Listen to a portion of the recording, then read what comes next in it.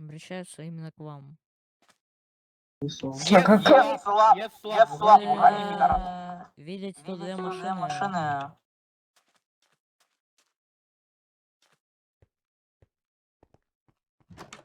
Давай в кафе. Кафе его. Пошел нахуй! Пошел нахуй. Пошел нахуй. Тебе.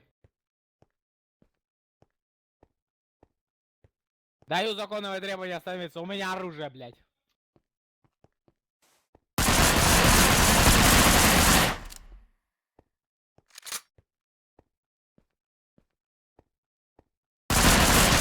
Чё с еблом?